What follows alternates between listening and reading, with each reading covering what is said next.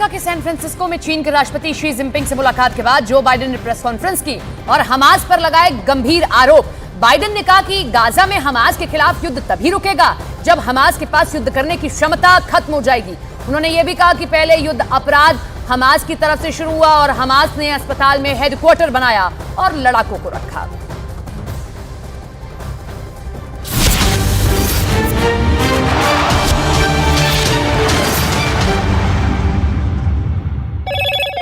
Hello मोटो। Motorola Bharat का सबसे अच्छा 5G स्मार्टफोन ब्रांड।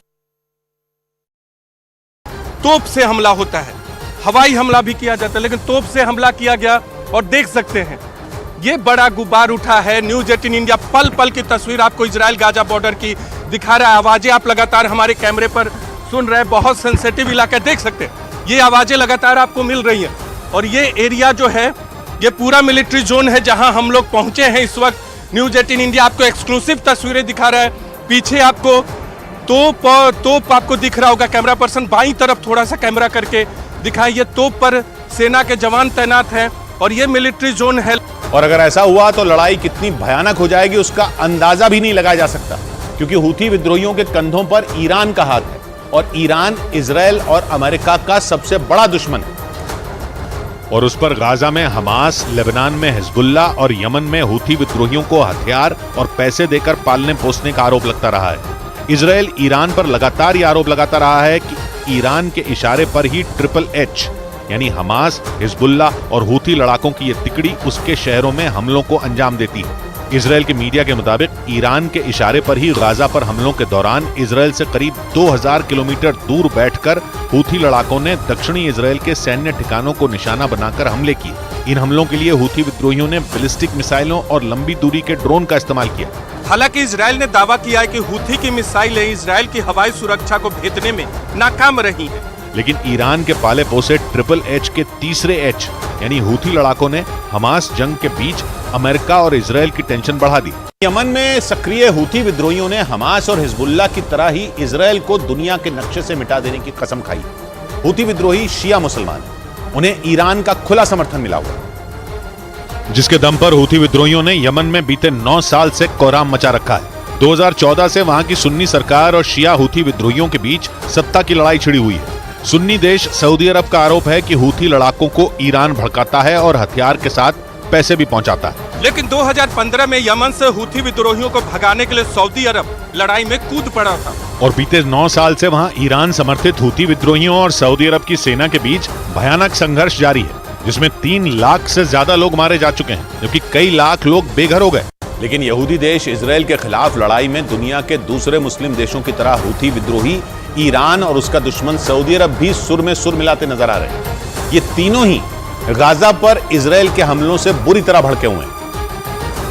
यानी यमन में सालों पुराने दुश्मनों का रिश्ता इजराइल और हमास की जंग की वजह से सुधरने की राह पर चल पड़ा, क्योंकि लड़ाई यहूदी देश और मुस्लिम देशों के बीच होती नजर आई, जिसकी वजह से ईरान को मुस्लिम देशों का अगुवा बनने और उनको एकजुट करने का मौका मिल गया। और इस मौके को भुनाते हुए ईरान ने दुनिया भर के मुस्लिम देशों से इजराइल के खिलाफ एकजुट होने की अपील कर दी। इजराइल के अखबार द टाइम्स ऑफ इजराइल के मुताबिक गाजा पर हमले के दौरान ईरान इजराइल के उत्तर में हिजबुल्ला, दक्षिण में हमास और इजराइल से 2000 किलोमीटर दूर यमन में हूथी विद्रोहियों को लगातार भड़का रहा है।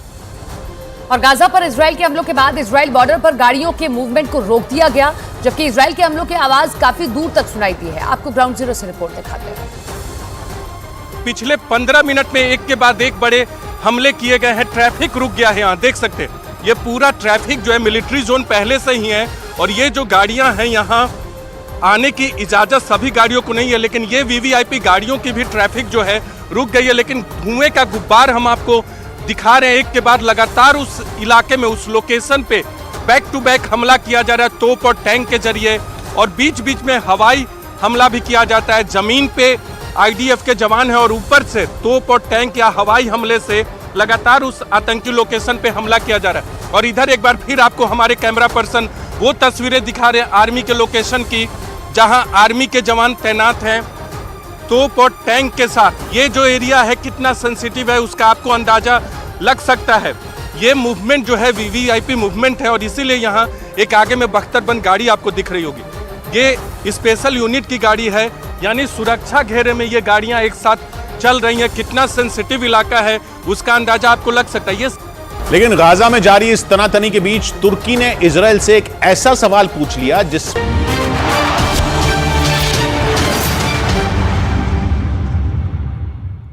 और बड़ी खबर आपको बता दें, इजराइल की सेना ने गाजा में शिफा अस्पताल में आतंकी ठिकाने की जानकारी मिलने के बाद बड़ी कार्रवाई की है। इजराइल की सेना ने शिफा अस्पताल को चारों तरफ से घेर कर वहां बने आतंकी ठिकानों को तबाह किया है और वहां इलाज कराने पहुंचे लोगों को सुरक्षित जगह पर शिफ्ट किया। इजराइल ने आरोप लगाया कि आतंकी संगठन हमास अपने फायदे के लिए वहां की जनता को निशाना बनाती है, जबकि इजराइल का मकसद गाजा पर हमले कर केवल हमास के ठिकानों को तबाह करना है।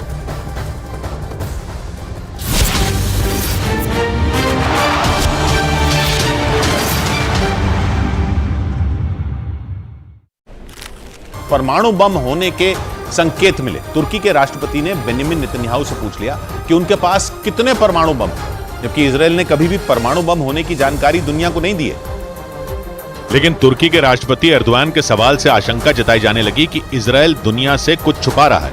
एर्दोआन ने बेंजामिन नेतन्याहू से पूछा कि इजराइल के पास कितने परमाणु बम हैं। एर्दोआन के सवाल का सीधा मतलब यह था कि तुर्की को इजराइल के दावों पर शक है। तुर्की को लगता है कि इजराइल के पास परमाणु बम मौजूद हैं, जिनका इस्तेमाल गाजा में हमास के खिलाफ किया जा सकता है। एर्दोआन ने यह बात तब कही जब वो तुर्की की संसद में बोल रहे थे। तुर्की लंबे वक्त से मांग कर रहा है कि गाजा पट्टी में इजराइल की फौज सीज फायर कर दे। हमास के खिलाफ इजराइल की जंग में पहले से परमाणु बम के इस्तेमाल की आशंका जताई जा रही है। यहां तक कि फास्फोरस बम जैसे केमिकल हथियार का तो इस्तेमाल हो भी चुका है। हिजबुल्लाह के पीछे सीधे सीधे ईरान की ताकत मानी जाती है। ईरान के हथियारों के दम पर ही हिजबुल्लाह अमेरिका की सेना तक को चुनौती देने से नहीं रुकता। मतलब यह कि हिजबुल्लाह के साथ जंग सीधे ईरान के साथ जंग की तरह हो सकती है। और हमास के साथ लड़ रहा इजराइल ये बिल्कुल नहीं चाहेगा कि उसे ईरान के साथ युद्ध का मोर्चा खोलना पड़े। हालांकि दोनों के बीच पिछले कई साल से जंग जैसा माहौल ही रहा है। इजराइल अमेरिका का साथ लेकर ईरान को हमेशा धमकाता रहा है। ईरान पर परमाणु बम बनाने का आरोप लगाकर इजराइल ने उसे पूरी दुनिया के सामने विलेन बनाने की भी कोशिश की। माना जा रहा है कि इसी वजह से ईरान ने चरमपंथी संगठन हिजबुल्लाह को इजराइल के सामने खड़ा कर दिया है, जो इजराइल की उत्तरी सीमा पर पिछले कई साल से इजराइल का सिरदर्द बना हुआ है। लेबनान में बैठकर वो इजराइल पर हमले करता रहता है और ईरान से उसे हर तरह की मदद भी मिलती है। माना जा रहा है कि इसी वजह से इजराइल ने हमास के बाद हिजबुल्लाह के सफाई की बात कही, ताकि ईरान भी जंग में उतरे तो इजराइल की सेना उससे निपट सके। हमास के समर्थन में हूथी विद्रोही अब इजराइल से सीधी टक्कर लेने की तैयारी में है और इसका ट्रेलर भी हूथी विद्रोहियों ने दिखाना शुरू कर दिया। इजराइल और हमास के बीच 1 महीने से ज्यादा वक्त से छिड़ी जंग के दौरान हूथी लड़ाकों ने छठी बार इजराइल पर मिसाइलों और ड्रोन से हमला करके अपनी मंशा साफ कर दी और ये जता दिया कि वो इजराइल के खिलाफ हमास की जंग में कंधे से कंधा मिलाकर लड़ेंगे। न्यूज एजेंसी रॉयटर्स के मुताबिक उत्तरी गाजा पर इजराइल के कंट्रोल के ऐलान के बाद हूथी विद्रोही बुरी तरह बौखलाए हुए हैं। इजराइल के खिलाफ नफरत की आग में जल रहे हूथी विद्रोहियों ने दो टूक कहा कि अगर गाजा पर इजराइल के हमले नहीं रुके तो उनका अगला निशाना लाल सागर में इजराइल के जहाजों पर होगा।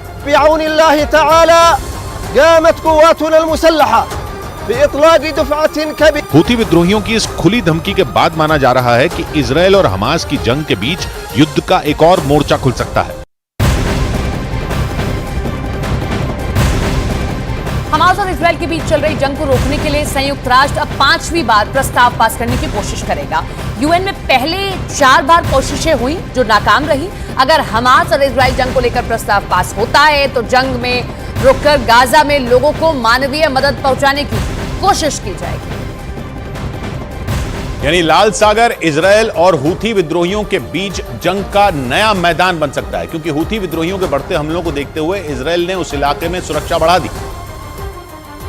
और अपने जंगी जहाजों को वहां तैनात कर दिया था ताकि नौसेना के जरिए इजराइल की तरफ आने वाली मिसाइलों और ड्रोन को रोका जा सके। लेकिन हूथी विद्रोहियों ने लाल सागर में तैनात इजराइल के उन्हीं जहाजों को निशाना बनाने की खुली धमकी दे दी।